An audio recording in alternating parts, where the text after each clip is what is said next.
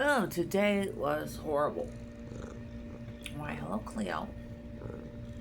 Where's Cleo? Where's Cleo? There she is. Well, the cats are okay. So is the house, but and I'm healthy, but yeah, it was just rough. The guy who doesn't like me, I don't know what to call him. He was on my second bus. He had a lot to say. Um, Happily, he did not follow me into the store when I got off. That was good.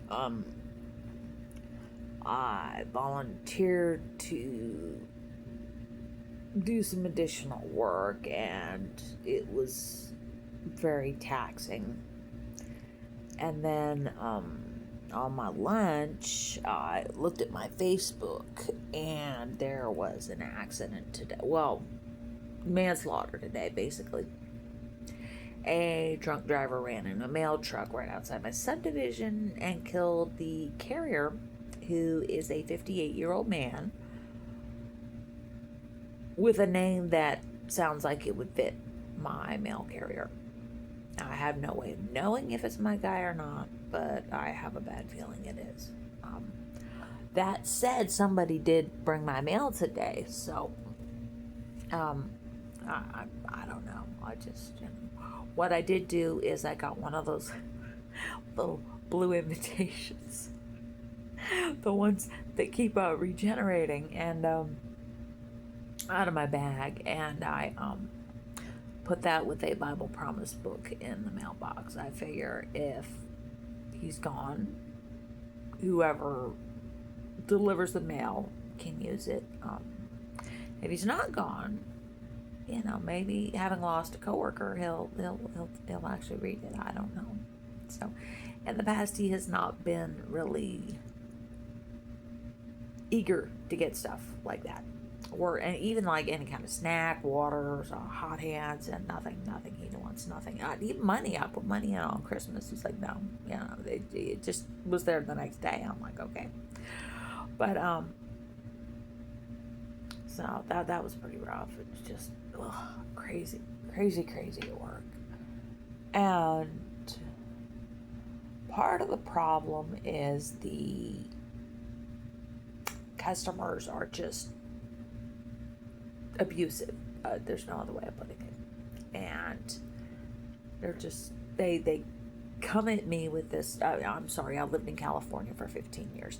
They come at me with this just very hostile energy before I even say hello to them, and it's just hard not to give it back. I don't, but only once did I do that. There was a guy, his whole family had been tearing up a department in the store for like an hour. Well, longer than an hour. I went to lunch, he was doing it. I came back from lunch an hour later, he was still doing it. And then he came up to me and he was just being abusive. And I said, I'm sorry. The answer is no. People do not like to hear the word no these days. And he didn't respond very well. And I said, well, it's disrespectful. He said, what? I said, throwing things on the floor and tearing up a department and making an employee have to fix that up after you. Oh, we didn't do that. Yes, we all saw you do it. Oh, okay. And he left. But that's the worst thing I've ever said. So, that said, I did hand out everything I brought today except for one Spanish item. But no, not at work, but yeah, I did. And one of my friends, I was crying in the break room over this accident, and it just hurt me. And I think the problem for me when a recipient possibly dies is that I don't know what their status is spiritually. When Ron died, I just went with the assumption, okay, he's saved. I know where he went, happily with all the family. I know my mother, I did not know. My birth mother, I did not know for years that she was saved. My sister withheld that from me and told me she died unsaved and she went to hell. Years later, I said, something in a phone call, and she's like, "Oh yeah, mom said she had an altar call." I'm like, what? She said, "Oh yeah, mom said she was saved. A couple weeks before she died, she sent me a letter." I said, "Do you have the letter? I'd like to read it." She's like, "No, no, no, I get rid of it."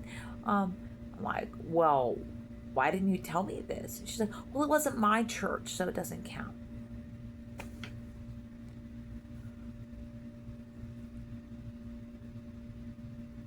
And that is pretty much at the top of the list of why I don't talk to her anymore. But yeah, it's just been an ugly, ugly day. I actually, it was bad enough that I got the honey smacks after work. Although I'm so cheap, I got the big bag of the generic malto meal ones. Um, and I stuffed it in my buggy and I left. But yeah. But it was interesting because on the way home, I got on the bus and the abusive guy was on there, and he was just both the last three times I've seen him, the two times today and one time a couple days ago, he's been mouthy, saying stuff like people like you need to learn respect, blah blah blah. Yeah, but he's not actively cursing me out anymore. He's not actively making threats, but still, it's unpleasant, and just having to watch and just make sure he doesn't like pull out a knife and stab me like he talked about. So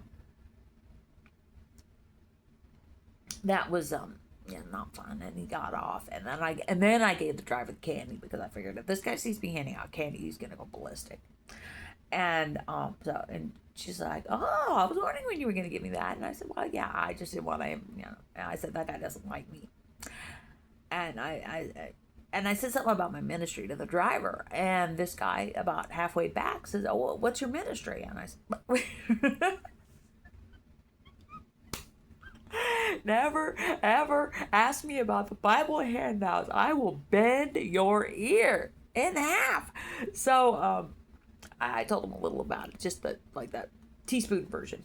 And he said, "Well, God needs messengers." I'm like, "Huh?" He said, "God needs messengers." And he looked at me and he said, "You're a messenger." I'm like, "Oh, okay." And I don't know, did something with my phone. I looked, he was asleep, and he stayed asleep all the way to where I got off. But I thought it was interesting. But I feel like I do outreach on the bus, which is why I don't really mind the long ride to work. And why I will generally decline a ride if I'm in any shape to ride the bus. But, oh, just today was just, oh, it's just hard to lose somebody you know. Now, if it was my mail guy, I saw him about a week ago, and he was, now I remember it was a couple days ago actually, and I had gotten a package from Christian Book, so it would have been Tuesday. And I got the notification, and I went, and the mail, and he had just delivered it, so I took it out, and I saw him at the next mailbox, and I walked over, and I said, "Thank you so much for this." And he's like, "Oh, okay." I said, "I'm gonna use this for outreach tomorrow." And he said, "Oh, okay." I said, "And one day I'm gonna figure out something you like and put it in the mailbox." And he laughed. He said, "Oh, I've taken a thing or two." And I'm like, "Oh, okay." I have no idea what it was because, as far as I know, he just said no to everything. But maybe he got something off the porch. I said keep stuff on the porch.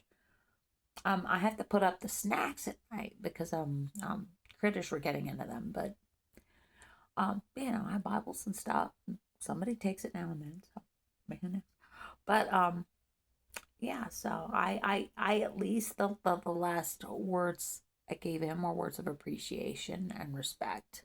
So, that's all I got. And I always, always, always pray for my recipients because I don't know when I'm going to lose these guys. And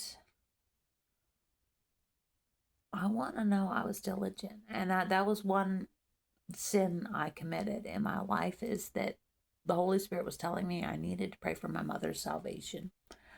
But for a very long time, I was very, very angry at her for basically mutilating me before I was born, and just completely messing up my brain.